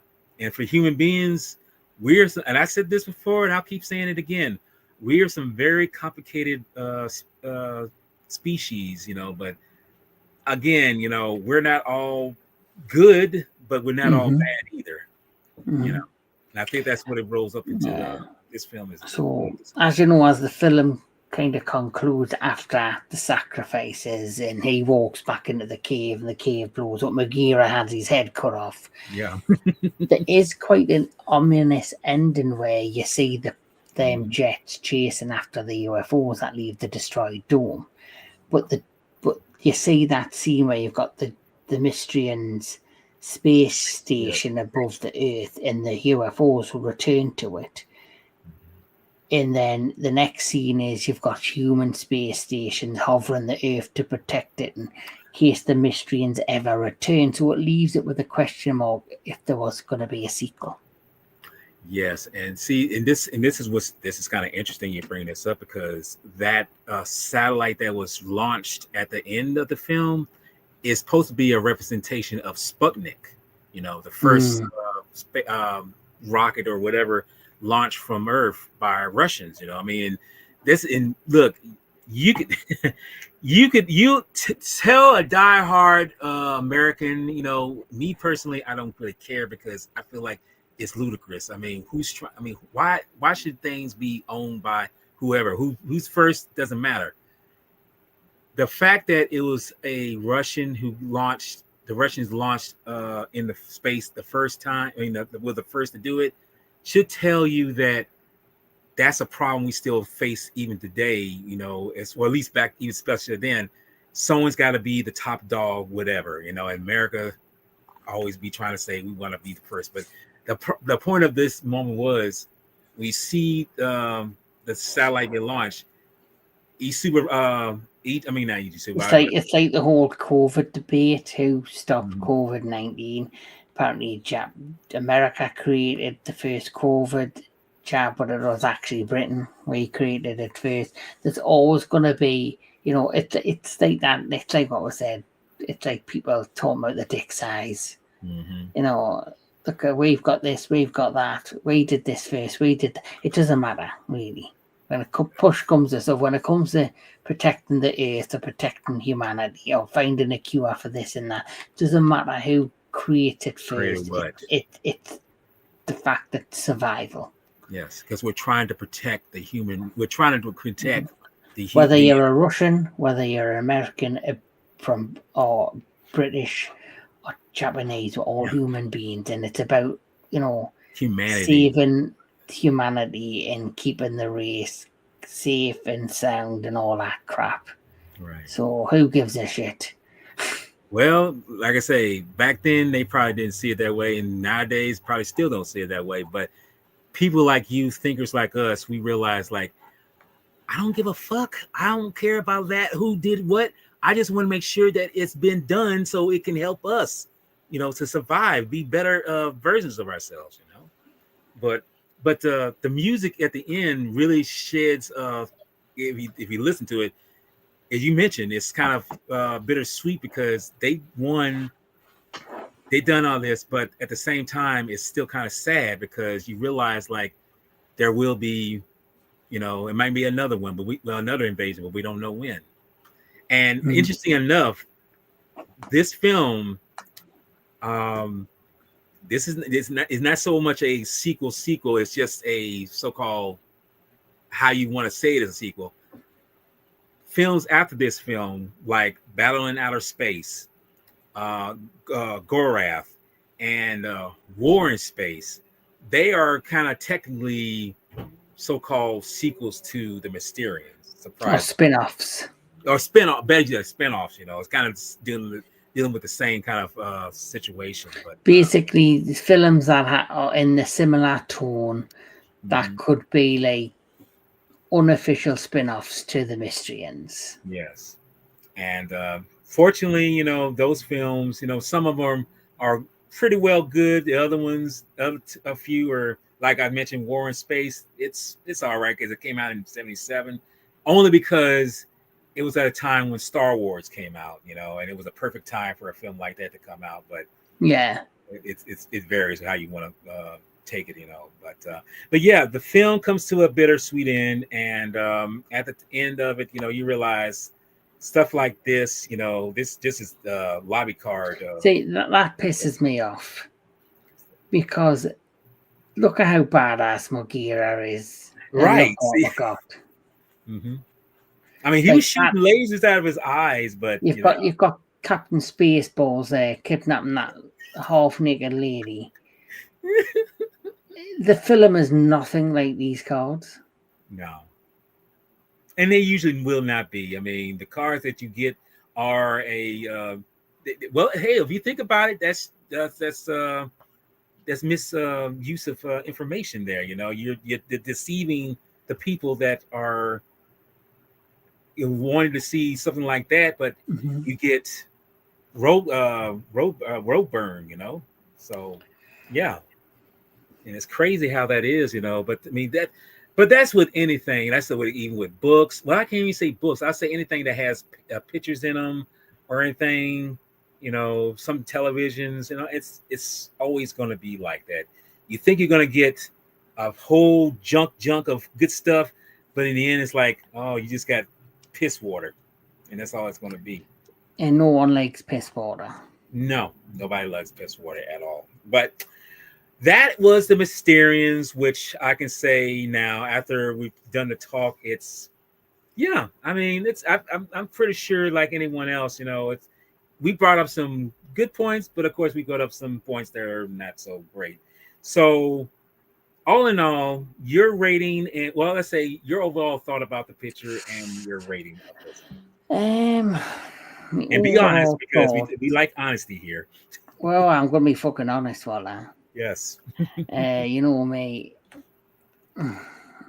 I like it, but it's not something I would visit as often as that Tokusatsu, you know, Honda films. I think I like it for what it is, but I also feel it's got too many inconsistencies, like things that are annoying is like the whole thing with Mugira. The story is interesting, but there's too like inconsistencies. I like the action. I like the cast is amazing. The effects, the bigger miniatures is on point. But it's not as memorable. In like you see, going into this, hadn't seen it, had heard mixed reactions, mixed reviews, and I'm probably one of them that I like it, but it's not a standout for me personally. If I'm gonna rate it, I'm gonna give it in the middle. I'm only gonna give it a 5 out of 10. And that's okay. I mean, that's why I say not a lot of people talk about this film, and they know of it, but they don't really discuss it as much. And I realize like that's the thing. I, for myself, you know, haven't, because I'm kind of like you know, because I haven't really watched this film in like, oh my God, I think I haven't watched this film in like a couple of years now that I think about it. You know, I mean, it's not as rewatchable as say Matango. I mean, I keep going back to that film, but that's only because Matango is that film that I love to watch. And what's funny is the film. I mean, they have trailers on this for other films, and Matango was on this. And when I saw the trailer for Matango, I was like instantly hooked. I'm like, I want to see this film. I want to know what. Well, I'll go back to what I said before. I feel like Ishiro Honda, I feel as if he puts 110% into certain films he's got a lot of passion for. In other films, I feel as if he just did because he was pressured into doing them. Right. And like you say, he might be the director, but the script and the story and all that on somebody else's shoulders. Yes, he would have had some impact or some, involvement, but I think the majority, if it's not a film he's truly behind, he'll just direct it, do his best, and then they'll put it out. And I feel as if, me personally, this is one of those films, because you can see the films he's got the passion for. Godzilla 1954, Matango, for example. Right. Brilliant. Even you can see it in some of his Godzilla movies. With the ones that stand out and the ones that don't. Because we know, like I say, the middle of the 60s, it's like he really had a deep passion and real love for what he was doing at that point. I mean, even though some of it was gearing towards more to kids, he still put 100% of what he was doing, So it's, I mean, it's all about what you put into it that you get out of it. And I feel like this movie here is that same thing. And like I say, me personally, I enjoy it for what it, but as you mentioned before, it does have some inconsistencies, it's like, because even I've said certain things like, okay, I don't feel like, because you mentioned before, Magura seemed like he should have had much more screen time, but the fact that the start of the movie off introducing a kaiju robot that burst out of a mountain, and he destroys a lot of the military, and then he gets shot off a fucking bridge, and you don't see him for the rest of the movie. And then the first time they reintroduce him with no build-up, no return, no mention, he gets his fucking head chopped off. It's like, wow. Guillotine. And it's like, they're the kind of inconsistency. Like, why bother bringing Mugira into the story if he wasn't going to have more involvement? See. Because if you think about it, there's no real explanation for him. No. Other than after he's introduced, it's all about the Mysteриans and them wanting the land and to take the women and the dome and, using their, technology.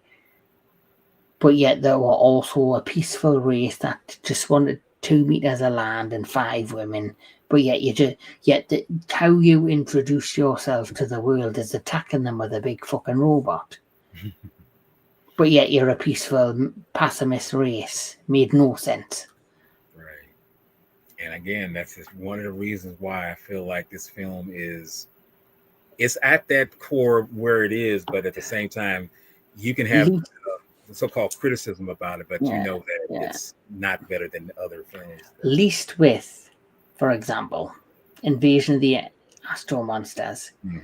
You've got that scene where they leave Godzilla and Rodan on the planet and they fly up and you see them and there's that sad music and they're flying off and they're looking down at them after they've left them there.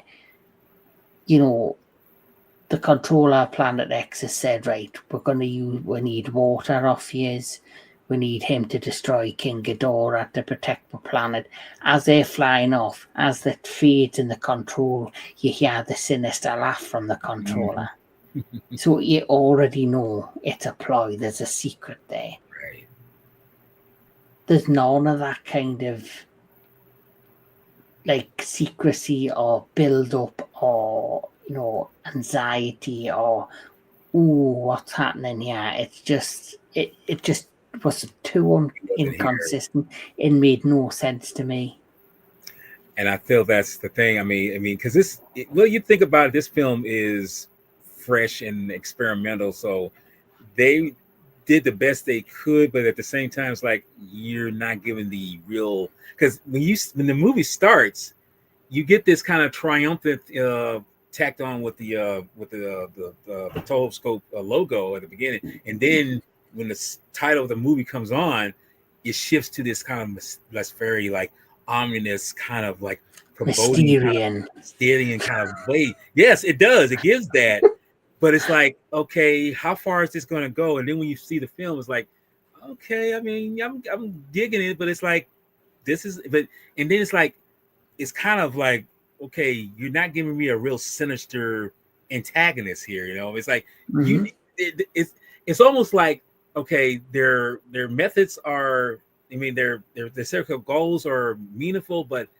it's not so much like, oh, it's threatening. I mean, it's threatening, but it's not so much. It's like twirl mustache kind of motif. You know, it's not like that.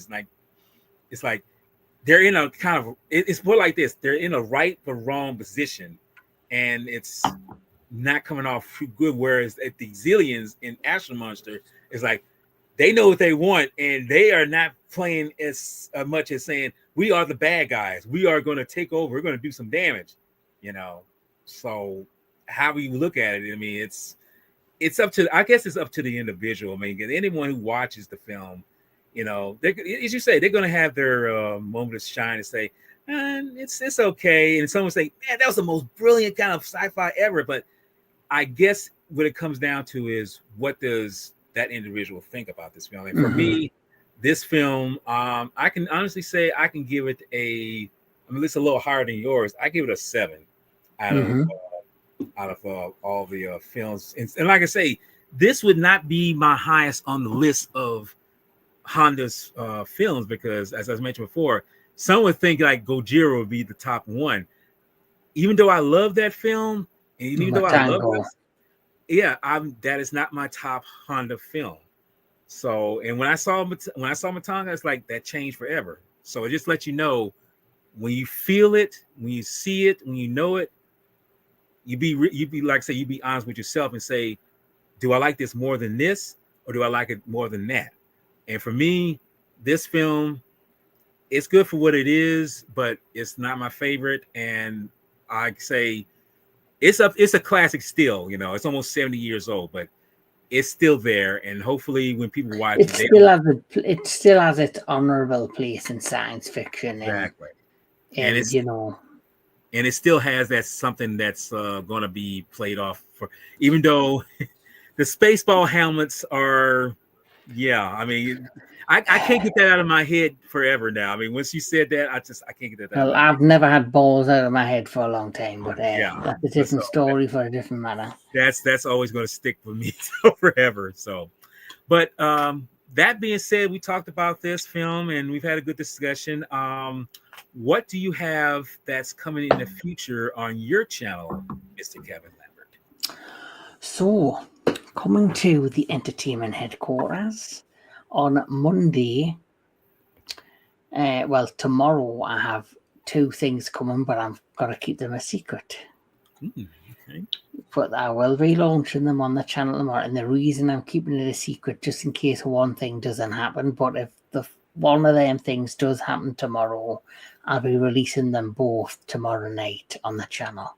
So, but I don't want to like promote it or do it in case it doesn't happen. But if it happens, it happens, and I'll release it tomorrow. Then on Monday, I will be joined by our good friend, my co-host for the majority time on the entertainment headquarters, Mr. DJ Anubis.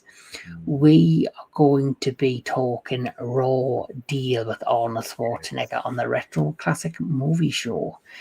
Then after that, on the 15th, you, me, and Mr. DJ Anubis are joining each other for a live review of Predator Badlands. Yes. Which I'm seeing earlier that day on Monday.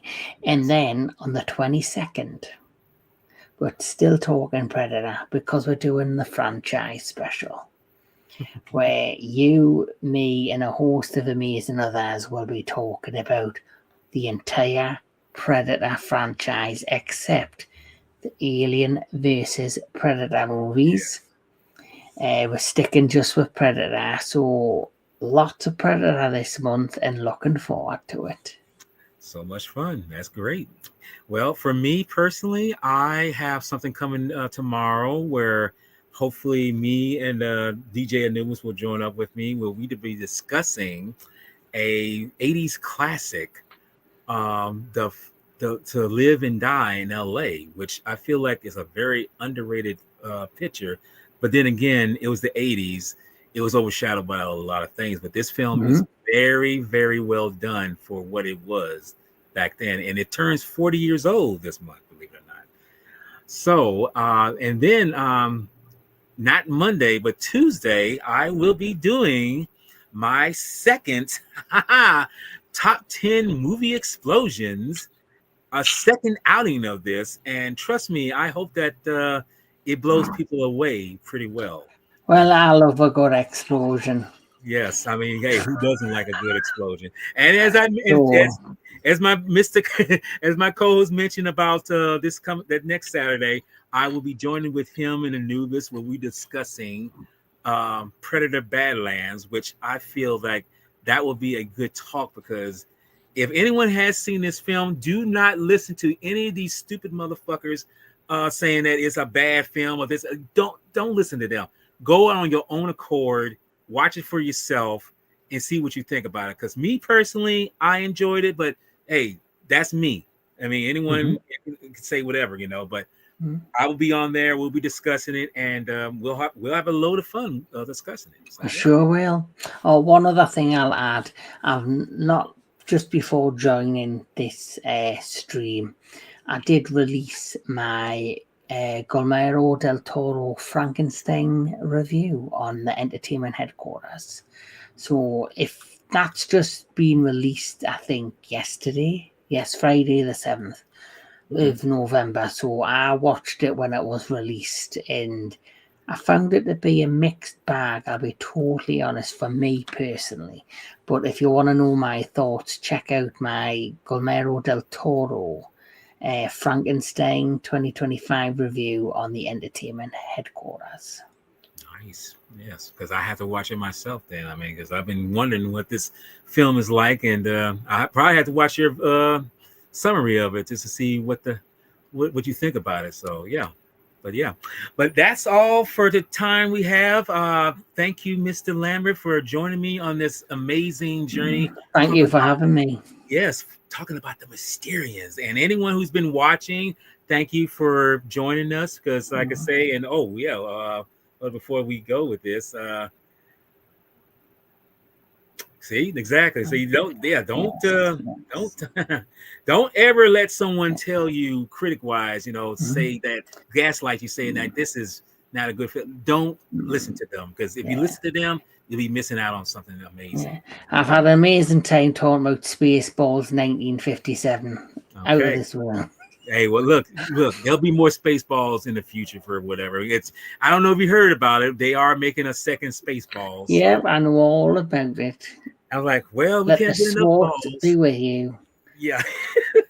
But with that being said, my brother, thank you for joining me on there. I thank you, and anyone who joins me, I thank you all for talking with this. And like I say, if y'all want, when I say want to, but check out Mr. Lambert's Entertainment Headquarters. He has great content there, and believe me, he's booming, man. He's reaching to the top. So just thank you all that.